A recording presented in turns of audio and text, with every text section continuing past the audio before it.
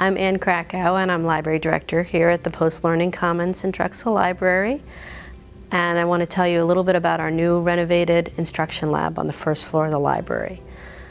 The lab has been wonderful since I've been here at St. Joseph's University. It serves an important role. It is our space to teach students about how to use the library and how to be very critical about your research sources.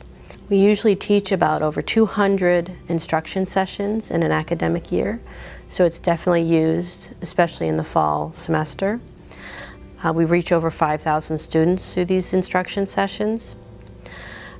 But the lab itself was a very traditional format. It was a very traditional computer lab. So you had rows of computers, it was a lecture format.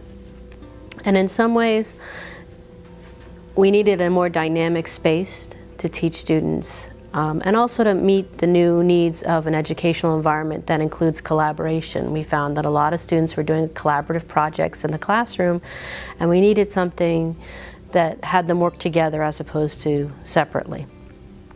So last spring I attended a conference on active learning spaces at Philadelphia University, and that really gave me a lot of ideas about how to transform the space from a very traditional lab to a more collaborative space with technology that would help to enhance that collaboration.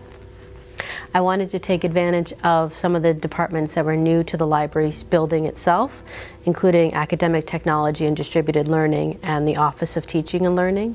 And I thought if we could build a space that would not only help with library instruction, but meet the needs of their goals, then so much the better. We can get more out of this space.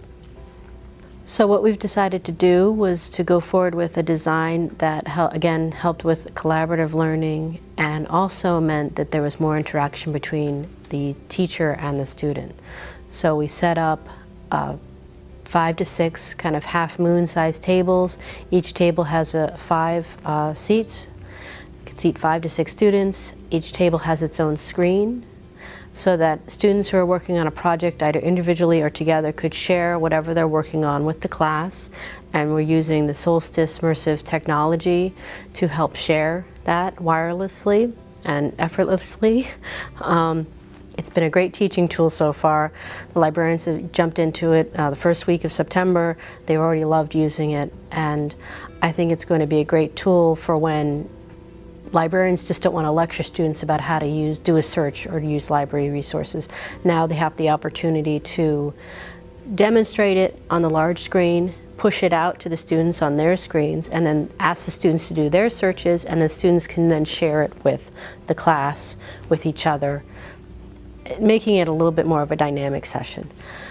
The other benefit of it is that since there are a lot of students who are working on collaborative projects, a good example is business policy. So you've got groups of 4 to 5 students working on researching a particular company.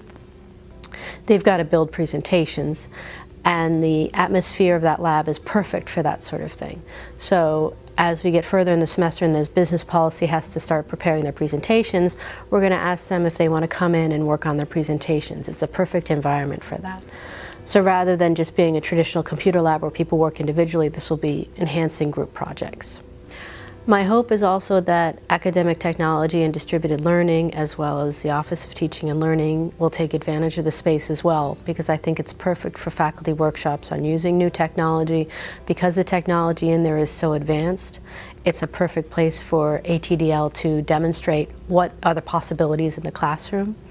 I think the same is true for Office of Teaching and Learning, where the important thing for that department is about how faculty can share their pedagogical experiences. And the screens themselves with the Solstice technology will be able to share that more easily. I think it'll be conducive to conversation and discussion. So I'm really excited to see what we can get out of it.